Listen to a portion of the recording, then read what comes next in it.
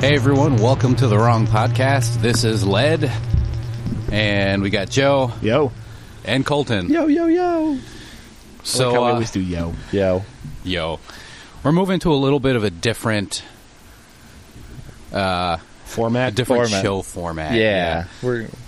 People have been saying that the hour-plus long episodes are a little too much. Understandable. Yeah. I got a life. I have kids. I have a job. Yeah, the modern attention span is like a milliseconds. They've already left this video. Right. So we're going to try shaving things down and giving you bite-sized episodes. But expect more. Yeah. So expect more. That's, I think, the important part that I want to make sure that we're stressing is that you're not losing any content in any way.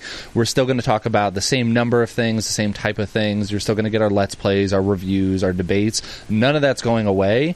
But the great thing is that you're going to be able to pick and choose the videos you want based on the topics you want. So you don't have to watch 45 minutes of us talking about bullshit to get to the debates that you like. You can just watch a debate video, for instance. Yeah. Which I think is a good idea. So it was good advice that we gave. One of our listeners, Valero Hitman, also known as Will be angry. But Will, sit down. Stop yelling. Please. Just enjoy it. Please stop. Just stop. With that being said, I think we're going to jump right into our first topics of this video. Joe, you want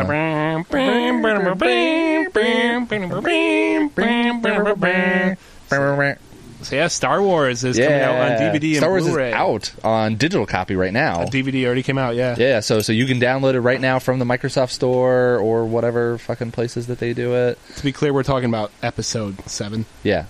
Oh, yeah. That is a good clarification. I appreciate it. Is it available on DVD? Yeah, it's also available on Laserdisc and VHS. Are they just still in case. making VHSs? No, we'll talk about that later, but Deadpool had this really funny April Fool's joke where they announced the release date of their Blu-ray copy and their VHS copy of the movie. And Laserdisc. Which they're not actually doing, but it was like part of their campaign. Anyway, so we wanted to talk about Star Wars and how much we love that movie. Yeah, so Blu-ray comes out in just a few short days, April 6th. I'm getting it. I'm buying it. It's probably the first Blu-ray I've bought in. I think the last Blu-ray that I remember purchasing was Scott Pilgrim versus the World. I bought some a couple weeks ago. I bought it. Yeah, I bought that shit. I love that movie. I grab them when they're on sale. Like, I got Castaway. Oh, nice. I got, what else did I get? I got 300. Oh, nice. Okay. But let's talk about like what we expect from the next Star Wars movie, because they're filming that right now. They started production? They just started recently, like within the last couple weeks, I think. We kind of talked about this a little bit a few months ago, but yeah, let's talk about like what we expect from the Star Wars universe kind of going forward. Happiness seeing you again. Well, Jar Jar, I sure hope does not make a reappearance. Jar Jar will definitely be making an appearance. Yeah. No, I mean episode 8 is going to be huge. I mean, especially with the popularity of episodes, because no one really knew what to expect from episode 7. We all hoped it was going to be good. We all hoped it was going to be good.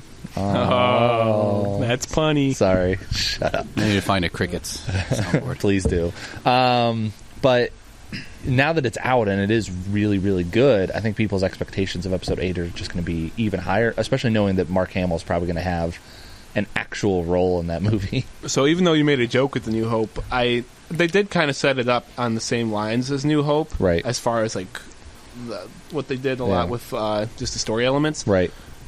And after New Hope is Empire, arguably one of the best. Arguably, I know Empire is my favorite Star Wars movie. To a lot of people, it's mine as well. So I think that goes. You're right. That parallels the expectation going that the next movie after New Hope being the greatest Star Wars movie in my opinion, which was Empire Strikes Back. So the next movie after The Force Awakens should be ideally the same kind of thing.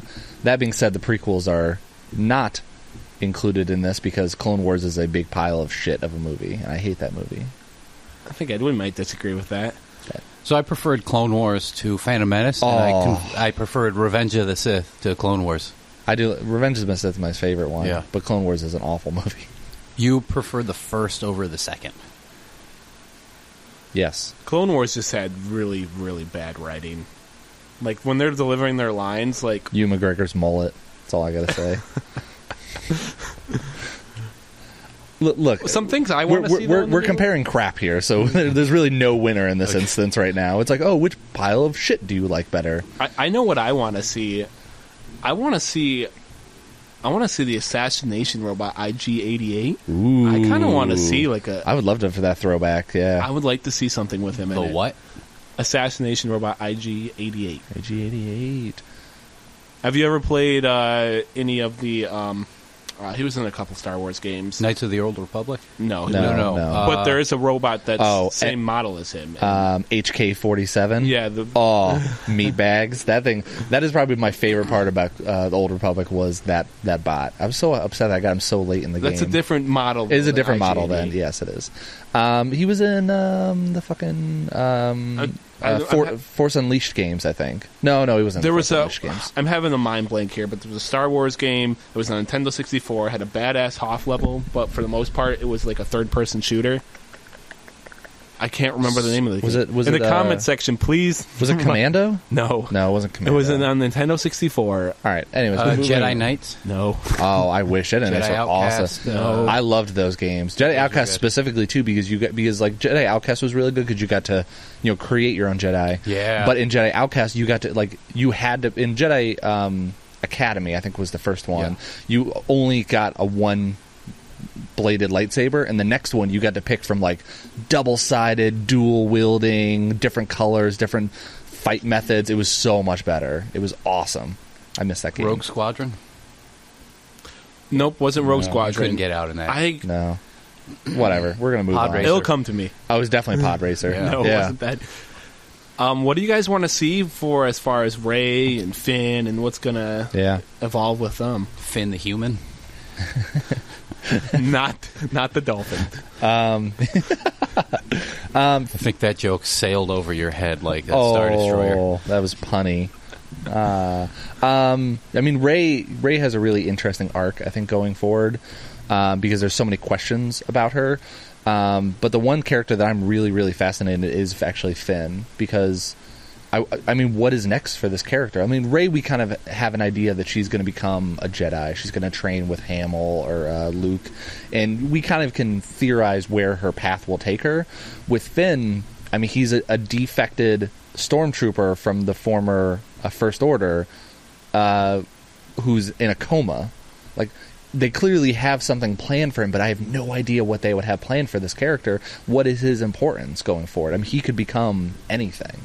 So I really want to know what they... And John Boyega is a great actor, too. He could become mayor. Yeah. Mayor of Tatooine. He'd become who was the mayor from Back to the Future? Goldie Williams. Yeah. One day I'm going to be somebody. How about you, Joe? What do you want Great going movie. into episode 8? Well, I said IG-88, but as far as with the main characters, Never going to happen. You're probably right. I'm probably not going to get Yeah. my IG-88 assassination robot. I still want an Old Republic movie. That's never going to happen. So, who's the director of the next one? It's Ryan Johnson. Ryan Johnson. Spelled with an I. What a boring name. But Ryan Johnson. I know, Joe. Yeah, Joe. you go from J.J. Abrams to Ryan Johnson. That is a very good point, but I guess so. A little shaky.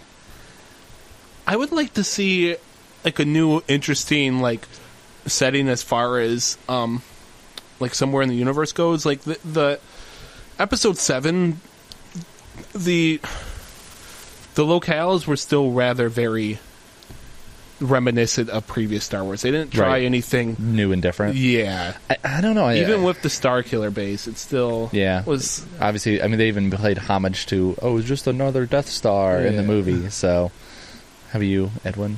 What do you want? What do you really, really want? Tell you what I want. What do you really, really want? I want a big old lightsaber. I bet you do. Oh, I don't know, man. I honestly don't know. See, one of the issues is that I haven't seen Return or Empire in a long time. Yeah. So because of that, I saw New Hope not that long ago. Because of that, I'm kind of having trouble conceptualizing where you want it to go. I don't know. I like Finn. I think he's cool. I will say that they should stop showing Kylo Ren's face. Oh, I was a little disappointed. I felt like they should have saved that. Do you think that they're going to show his face more now that he has a cool scar, or less because of the scar? Oh, they're going to show it more. Yeah, because now that he has this cool badass scar, he's be like, "Look at this mark on my face, anger." Well, they shouldn't show it as much, but I know it's Disney, so they will. They will show it. They'll show it way more. It's a very punchable face. Very lightsaber to the face. Joe, to answer your question earlier, the director has also directed the movie Looper. That's a good one. I really like that. Brick, which I really like that Never movie. Heard of. Oh, dude, great movie with Joseph Gordon-Levitt. Okay. It was like before he became really popular. What but a it was, dreamboat. I know, but it was like after he did stuff like 10 Things I Hate About You, so it was when he was in that like middle period. It's a very indie movie. He also directed a couple episodes of Breaking Bad. Okay. And that's pretty much it. Those are some solid resume movies. That's not a bad resume to put in front of Disney execs. Yeah, it's better than like Josh Trank, who directed Chronicles, and then they immediately gave him Fantastic Four, and then he quit halfway Chronicles through. Was great. Why not? Yeah, but that was the only movie he'd ever directed ever. Are you guys excited to see all the behind the scenes stuff that's coming out in Blu-ray? Yes, dude. All the like deleted scenes and stuff like that, because you know they're going to Easter egg the shit out of. Well, it's going to have a full feature length documentary just on the making of the movie. I'm totally cool with that. I'd watch that movie. I'd watch that movie about that movie about that movie. This is a documentary about the making of the movie of the making of the movie. About the making of the documentary about the making of the movie. So the documentary about making of Spinal Tap, which is a documentary about a rock band. All right, so final thoughts. Who here is excited about episode 8?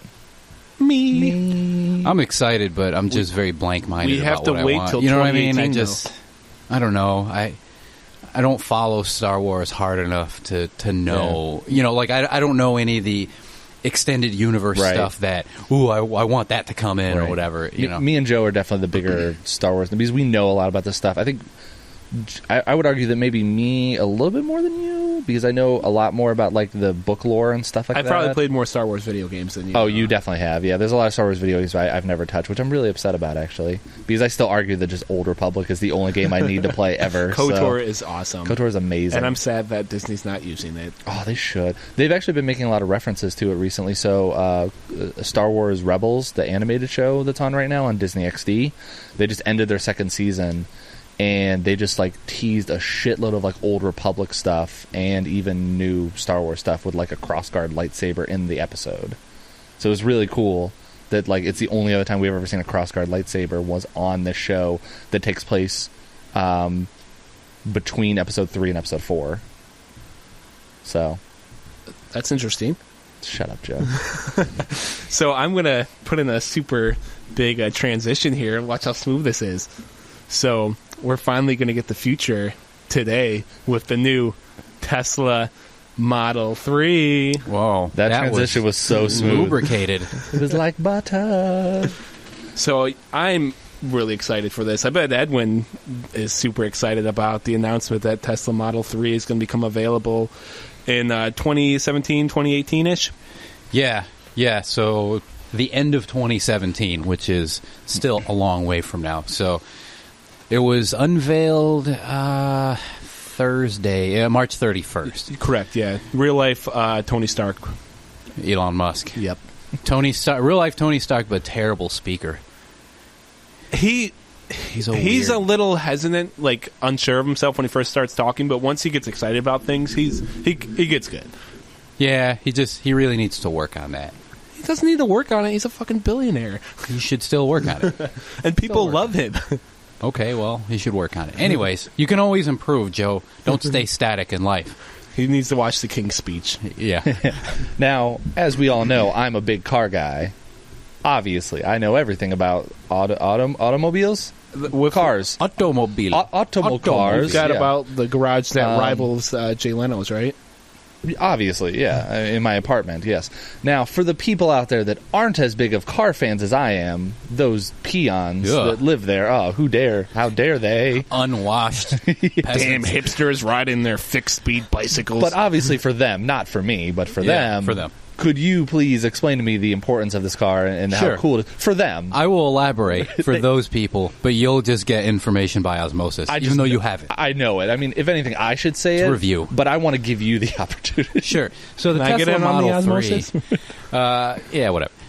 Tesla Model 3 is supposed to be launched at about $35,000. Actually, exactly $35,000 for the base price.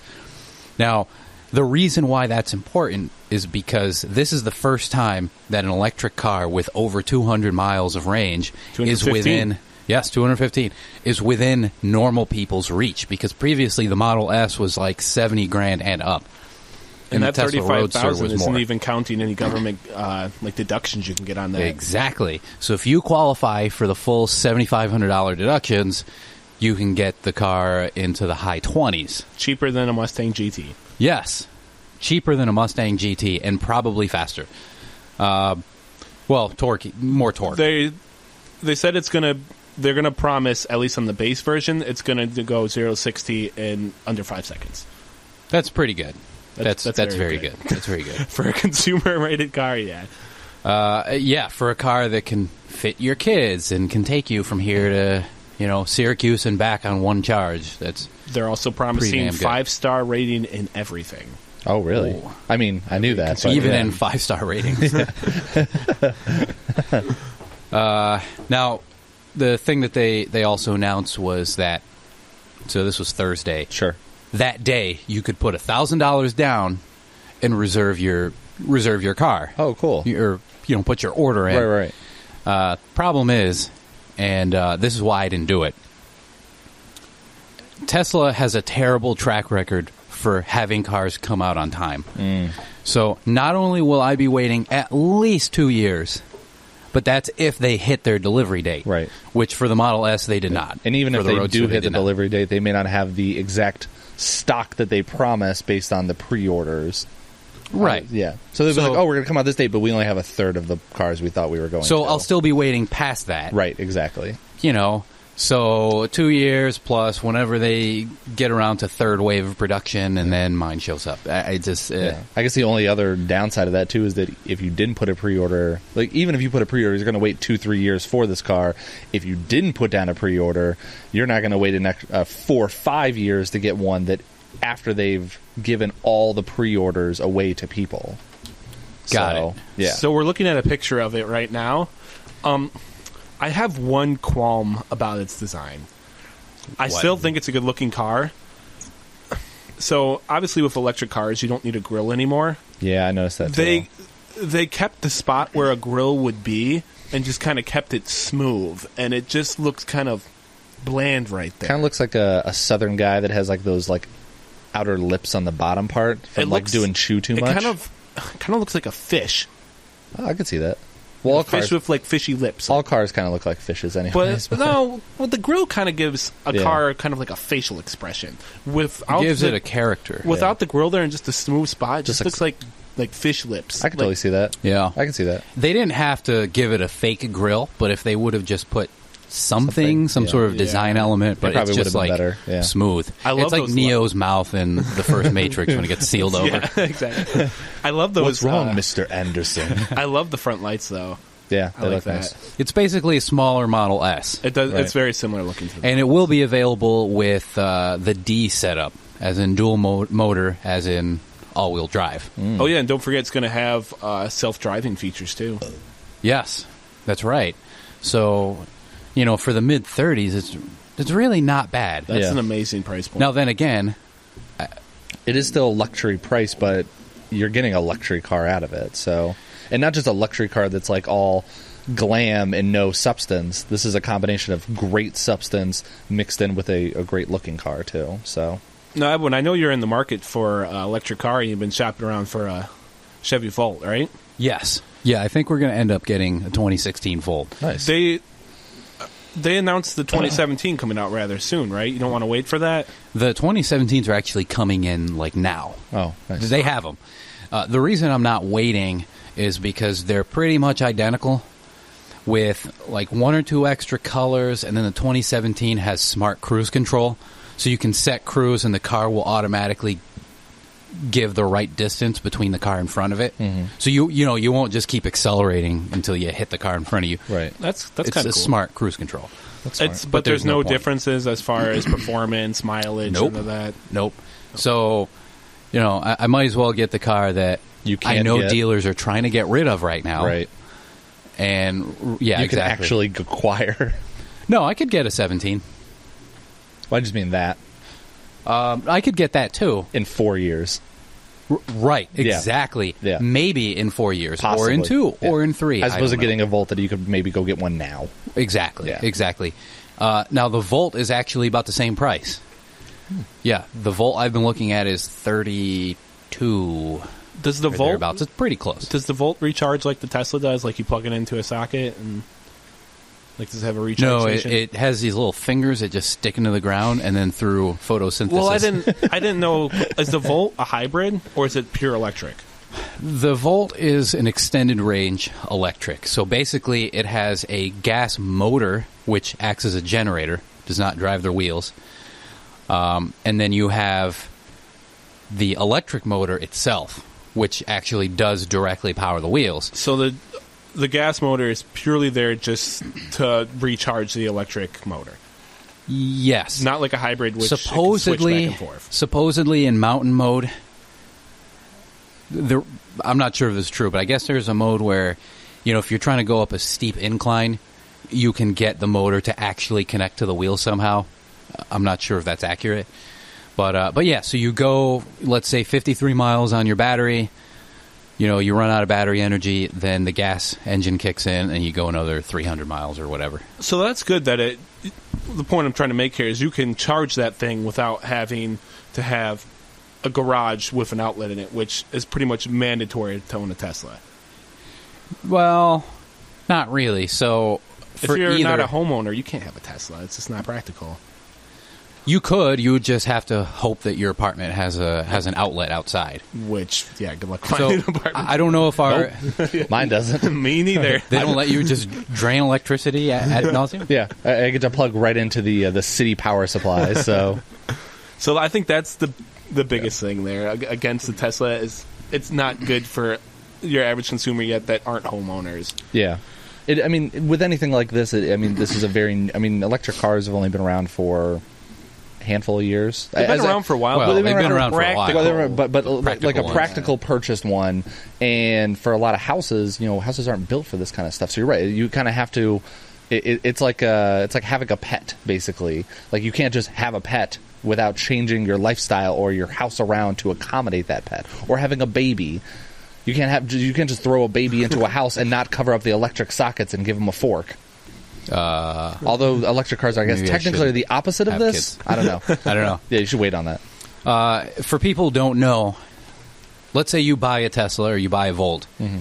You can either plug it into an outlet outside, like a normal, or what you could do is have a 240 volt outlet put in, which is basically what your dryer uses if you have an electric dryer. Right. And that charges more quickly. So, like with my house.